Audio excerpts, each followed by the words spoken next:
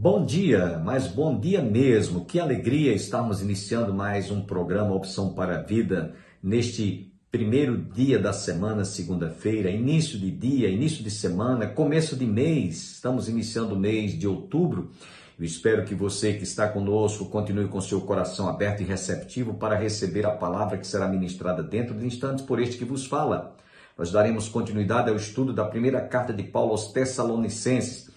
E você ainda ouvirá também neste programa, no bloco Descobertas Inéditas em Israel, através do pastor Robson, que esteve recentemente fazendo uma viagem e uma excursão de pesquisas, de estudos, e ele vai estar falando hoje sobre onde nasceu o profeta Samuel. Inclusive, você está tendo a oportunidade de conhecer esses lugares através da parceria que agora estamos recebendo do pastor Robson. Recentemente esteve em Israel e fez toda essa matéria, ele está compartilhando conosco. Se Deus assim nos permitir, tão logo tenhamos condições, formaremos mais uma das nossas excursões, será a 13ª excursão à Terra Santa. Portanto, você vai agora ficar com o pastor Robson e visitar o lugar onde o profeta Samuel nasceu.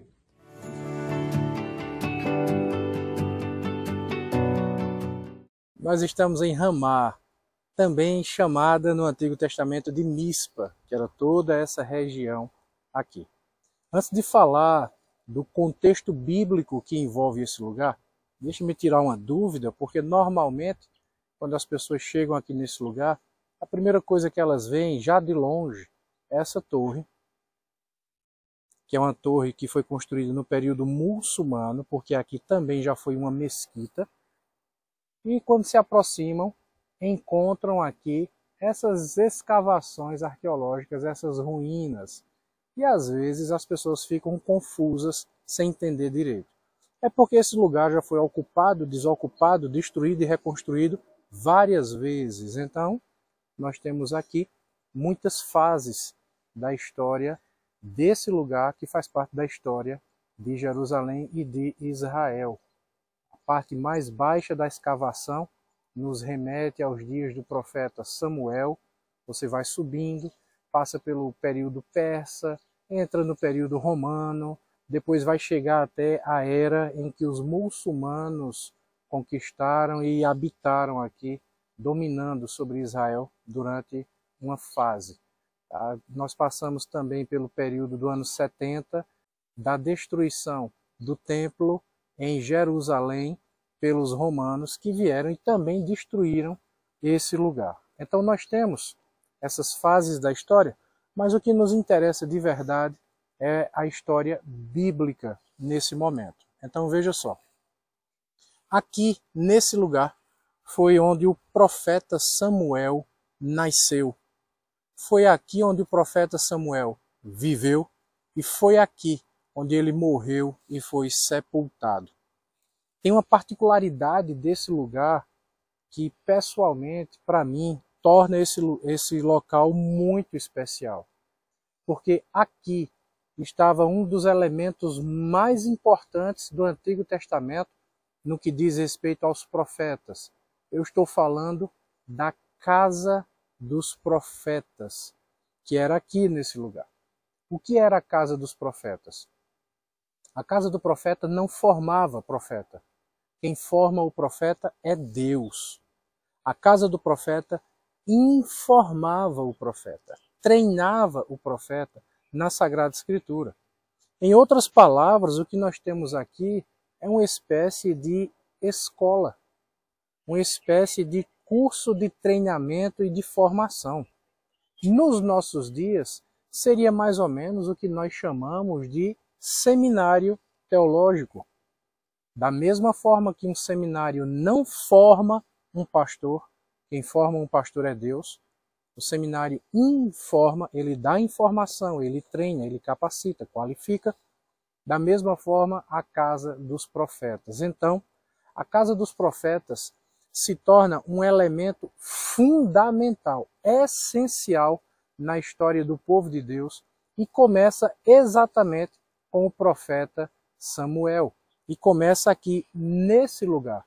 Por isso, para mim, esse lugar é tão especial e eu tenho um carinho diferenciado por esse lugar, especialmente porque Samuel é um dos profetas que eu mais admiro no Antigo Testamento.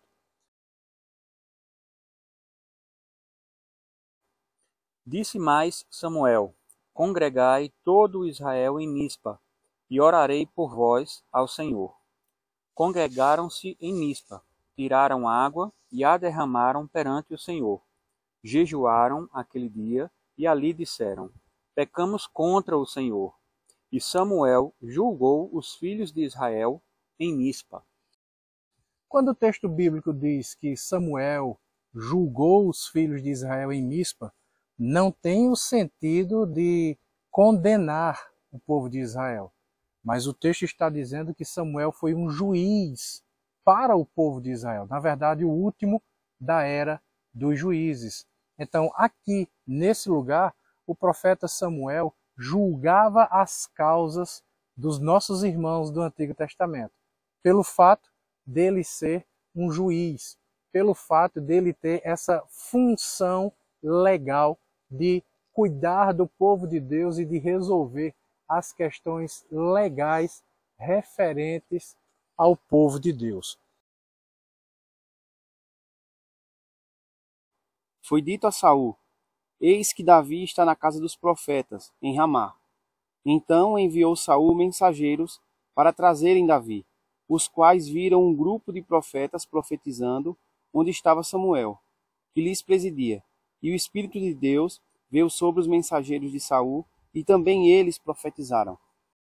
Veja o poder de Deus derramado sobre o seu povo nesse lugar, porque aqui estava a casa dos profetas, que Samuel presidia, é isso que nos diz a palavra do Senhor, e quando avisaram a Saul que Davi estava aqui, na casa dos profetas, debaixo da liderança de Samuel, Saul enviou mensageiros para cá. E quando esses mensageiros chegaram, eles foram tomados pelo poder de Deus, eles foram inundados pela presença do Senhor e começaram a profetizar aqui, nesse lugar também. Então perceba que lugar especial, porque aqui estava a casa do profeta, aqui nasceu Samuel, aqui Samuel foi sepultado, neste lugar Samuel julgava a Israel, neste lugar Samuel ungiu Saul rei. Veja só que lugar interessante, que lugar cheio de histórias bíblicas para nós estudarmos e aprendermos. E agora você está entendendo um pouquinho do porquê que esse lugar é tão especial para mim. Eu espero que esse vídeo tenha te ajudado, eu espero que tenha te esclarecido algumas dúvidas, que tenha ajudado a instruir mais a sua mente, mas aquilo que está na sua mente, o meu desejo é que desça para o seu coração. Se esse vídeo te abençoou, não custa nada. Dê um like, curta, compartilhe, se inscreva. Se possível, deixe um comentário e, lembre-se, ative o sininho da notificação para não perder nenhum dos nossos vídeos aqui no canal. Que Deus te abençoe, um grande abraço, um cheiro no teu coração. Tchau.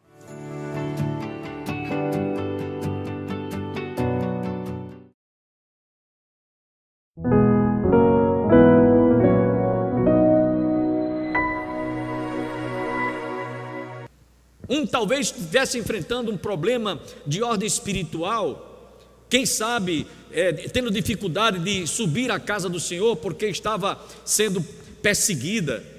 Outro, talvez, Paulo estava orando para que ele se firmasse mais na fé, enraizasse, a sua fé fosse enraizada profundamente na palavra.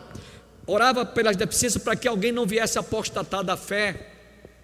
Ou talvez, quem sabe, para que alguém fosse mais fiel a Deus, no sentido de devolver a Deus o que é de Deus. Paulo estava orando pelas deficiências espirituais, não eram dificuldades materiais, não eram problemas materiais, era deficiência. Preste atenção que essa expressão tem muita coisa a ver. Essas deficiências da fé, meus irmãos, podem ser que alguém estivesse precisando de superar o medo de sofrer alguma perseguição ou até mesmo de ser ameaçado de morte por causa do nome de Jesus. Estava com medo. Outros, quem sabe, por causa de alguma tentação que estava sofrendo na sua vida espiritualmente, outros por causa, para não viesse apostatar na fé. Então Paulo estava orando por problemas, por situações, por dificuldades espirituais. Não era por problemas materiais, fica bem claro isso. Então vamos rever aqui quais são os pedidos de oração que nós fazemos quando estamos orando, ou quando estamos aqui nos nossos cultos de oração. Geralmente pedidos são muitos, variados, mas sempre nesse contexto, por coisas, por objetos. Quem está desempregado, quem é drogado, para ser livre da... Eu não estou aqui fazendo apologia contra você fazer esse pedido de oração, mas eu estou mostrando a diferença das deficiências pelas quais Paulo diz aqui nesse versículo 9, nesse versículo 10, para reparar as deficiências da vossa fé. Aí eu faço uma pergunta aqui, não peço que você se identifique, que você diga qual é a sua deficiência, mas analise direitinho. Quantas deficiências eu tenho na minha vida espiritualmente falando? Pense um pouco. Quantas deficiências você tem na sua vida espiritualmente falando? Deficiências que eu estou falando, coisas que você poderia fazer e você não faz. Você poderia se dedicar, se esmerar mais em fazer a obra do Senhor e você fica, às vezes, apresentando dificuldades, negligência. Então Paulo estava orando para que isso que se houvesse ou se existisse fosse reparada, fosse corrigida, e aqueles cristãos tivessem uma nova maneira de encarar essas situações, superarem o medo, perseguição, não se desviarem, não sofrerem tentações, não apostatarem da fé, não desistirem, não perdessem a visão missionária. Tudo está aqui imbuído nisso aqui. Fossem fiéis a Deus, tivessem mais senso de conscientização quanto à comunhão com Deus, em estar sempre na presença do Senhor. Então eram muitas essas deficiências que eu e você, que nós temos em nossas vidas e que precisamos muitas vezes de repará-las. Então Paulo orava diariamente, dioturnamente, oração ininterrupta, constantemente. Quanto tempo você passa, ou quanto tempo você dedica em oração por alguma necessidade ou por alguma deficiência espiritual? Pense agora, tentações, negligência, tantas coisas que você precisa de pedir a Deus. No verso 11, continuando, Paulo diz aqui, ora, o nosso mesmo Deus e Pai e Jesus, nosso Senhor, dirijam-nos o caminho até vós. Essa expressão que Paulo usa aqui, dirijam-nos o caminho até vós, é mais no sentido de preparar ou conduzir. Essa é a expressão que Paulo está usando aqui. Nós descobrimos, meus irmãos, nesse versículo, uma perfeita harmonia no agir de Deus, no trabalhar de Deus, através do seu Filho Jesus Cristo. Olha que Paulo diz aqui, essa expressão que ele diz, ora, o nosso mesmo Deus e Pai e Jesus.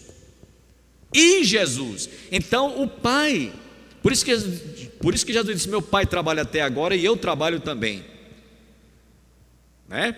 Ele diz, o meu alimento consiste em fazer a vontade daquele que me enviou. Então Jesus estava sempre debaixo, eu posso dizer isso assim, como filho, como homem, debaixo da ordem, né, da determinação, da decisão do Pai. Por isso que Paulo faz essa harmonia, destaca essa harmonia, né, quando ele destaca bem isso aqui, né? Nós descobrimos nesse versículo, portanto, uma perfeita harmonia de Deus Pai com o seu Filho, Jesus como homem, como cabeça da igreja. E ele pede aqui que ele preparasse o caminho dele, poder voltar a Tessalônica para rever os irmãos. Esse era o sentido que ele estava orando, que ele tinha pedido, não é? Eu quero dizer para os irmãos que na obra de Deus não há coincidências. Na obra de Deus, grave essa frase, não há coincidências, há providências. Eu vou compartilhar, eu podia contar aqui muitas experiências, mas eu vou contar apenas duas, muito recentes, que aconteceram faz uns 15 dias. Eu vou citar uma experiência nominalmente, a outra eu peço que vocês me perdoem, eu não vou citar o nome por preservar o nome da família. Mas a semana retrasada, eu ia fazer uma atividade pastoral e na hora, no meio do caminho, eu senti de entrar num estabelecimento. Ninguém me disse, olha, entre, mas na hora eu ia passando, passei na porta, olhei assim e senti a direção de Deus para entrar naquele estabelecimento. E quando eu entrei naquele estabelecimento, a secretária disse, eu disse, fulano está? Está. Eu não sabia de nada, fulano está, mas está reunido aí trancado, de portas trancadas. Como eu tenho uma certa intimidade e sei que eu tenho acesso, eu disse, diga que é pastor Bosco. Então a secretária passou para o telefone para a pessoa lá, pode entrar. Mas antes dele mandar eu entrar, ele veio lá, um deles veio lá fora e disse, pastor, Deus lhe mandou agora aqui. Deus lhe mandou agora. Eu digo, eu estou vindo aqui para... Eu ia passando ali e senti de entrar aqui. Então aconteceu um fato muito grave, né? Entre alguém da família, em João Pessoa, esfaqueou alguém da família e fugiu para cá, e eu não sabia de nada, e então disse, olha, ele está aqui foragido, essa pessoa estava foragida, veio aqui, mas a gente está vendo tudo para ver se a gente consegue, pelo menos, fazer um boletim de ocorrência para que isso seja, as medidas cabíveis sejam tomadas providências para que não haja maiores transtornos ou gravidade. Entre, pastor, entre, venha. Então eu entrei, li a palavra, orei, clamei a Deus, dei muitos conselhos àquela pessoa que estava ali, né? E depois de tudo eu comecei a refletir, eu não tinha intenção de entrar naquele estabelecimento. Não foi uma coincidência, foi uma providência. Então no reino de Deus, o pastor, ou seja, o líder, ele não tem essa história de, coincidiu que eu ia na hora, não, é providência. Então é isso que Paulo está dizendo aqui, nesse versículo, no versículo 11, ora o nosso Deus e Pai e Jesus, nosso Senhor, dirijam-nos o caminho até vós. E outra experiência eu posso compartilhar com vocês, nós estávamos fazendo visita, faz umas 2 ou 3 semanas, eu não me lembro agora, estamos fazendo visita com o departamento, faz umas 15 dias com o departamento da auxiliadora feminina, e nós visitamos várias irmãs do lado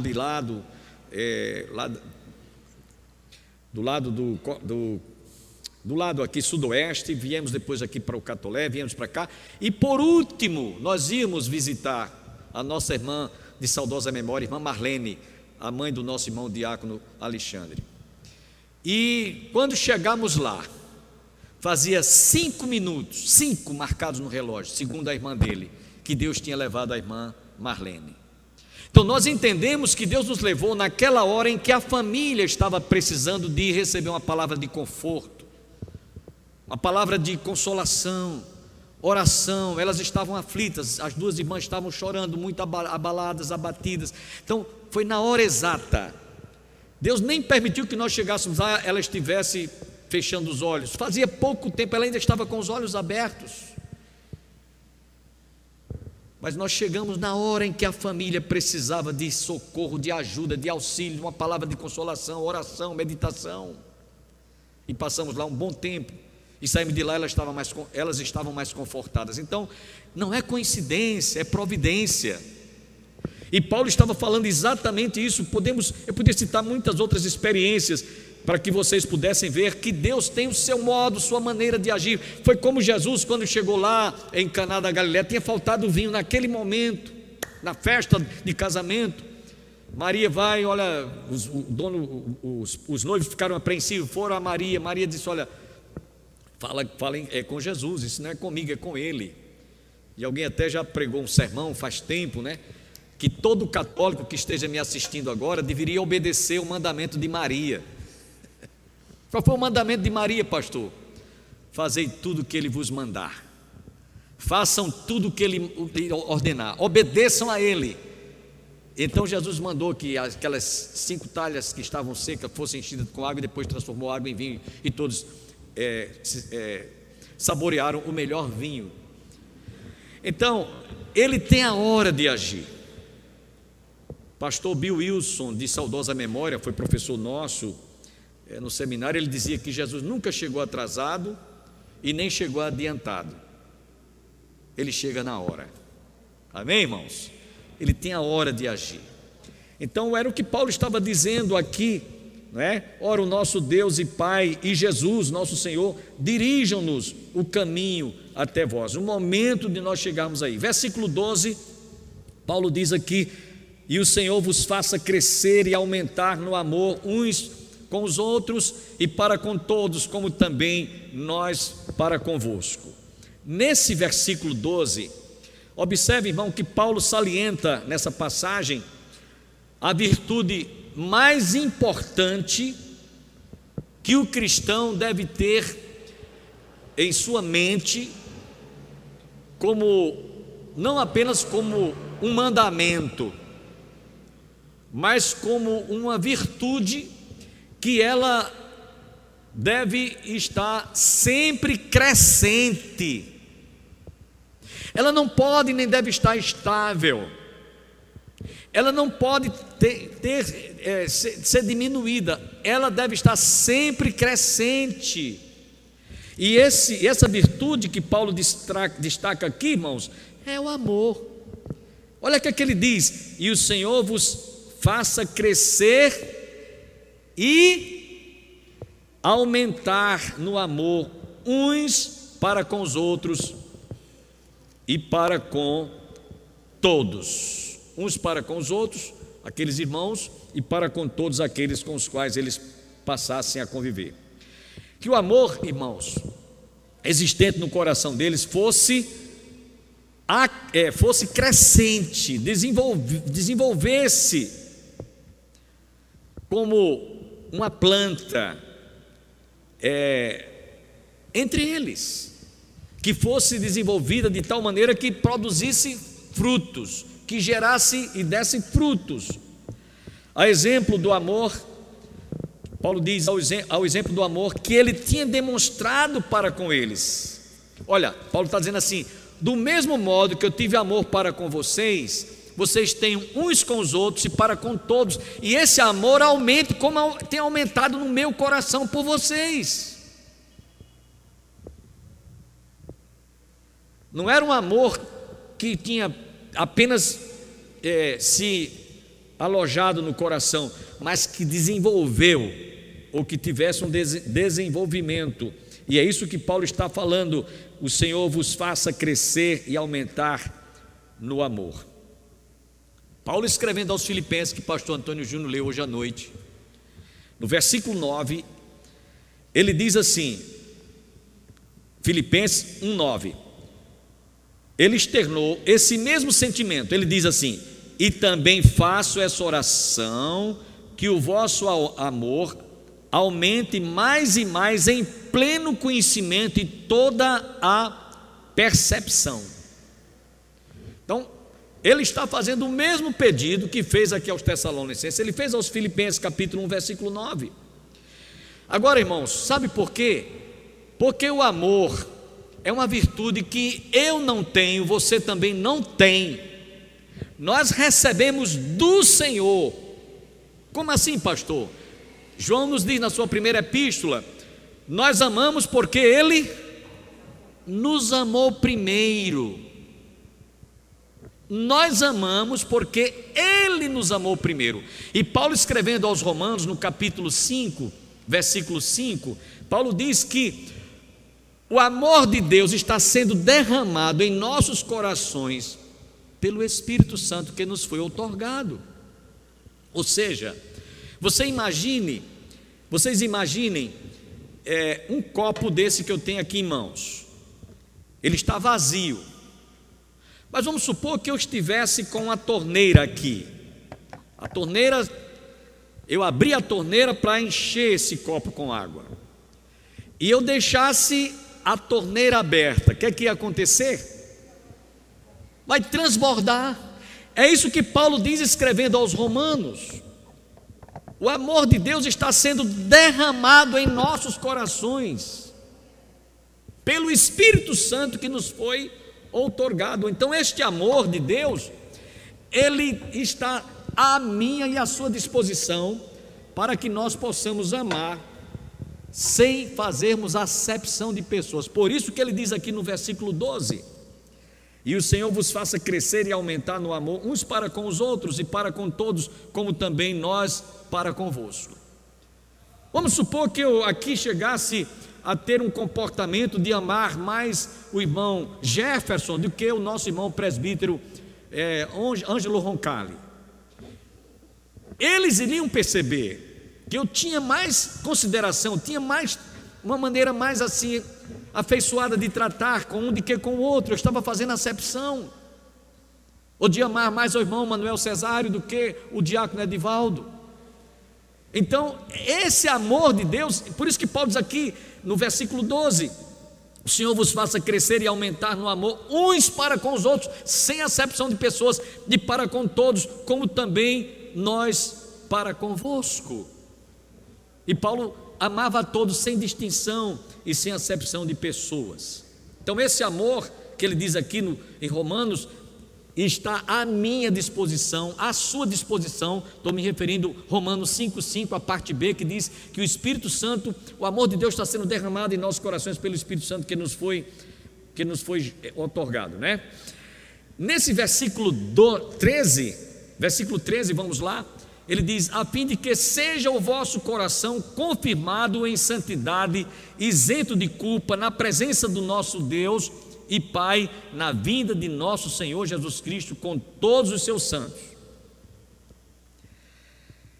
Eu quero inclusive aproveitar aqui uma oportunidade para dizer para vocês, eu já fiz essa afirmação, mas é bom a gente relembrar, que nessa primeira carta de Paulo aos Tessalonicenses, sempre no último versículo, Paulo fala da eminente volta de Jesus. Ele fala no arrebatamento, no harpazo, todos os versículos. Pode observar, no verso 1, no finzinho, ele diz, verso 10: e para aguardardes dos céus o seu Filho, a quem ele ressuscitou dentre os mortos, Jesus, que nos livra da ira vindoura. No capítulo 2, nos últimos versículos, ele fala também da iminente volta, vinda de Jesus. Ele diz, versículo 19 e 20 do capítulo 2: amanhã você está convidado a continuar conosco para ouvir a conclusão desta mensagem sobre o estudo da primeira carta de Paulo aos Tessalonicenses. Você não pode perder. Desejamos a todos um dia abençoado, e você vai ficar agora com esta belíssima música interpretada pelo cantor e pastor Luiz de Carvalho. Eu vejo o teu poder, Senhor. Até amanhã.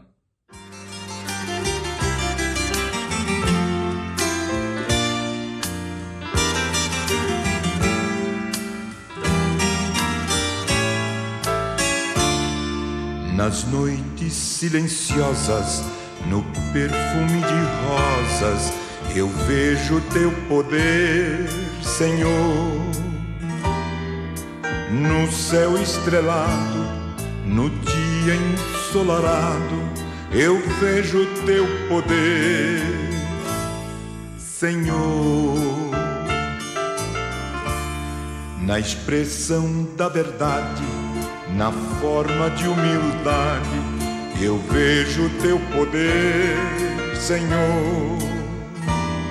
No alívio da dor e num gesto de amor, eu vejo teu poder, Senhor. Eu vejo teu poder, Senhor. Eu vejo teu poder, Senhor. Na ave a voar, no bramido do mar, eu vejo teu poder, Senhor.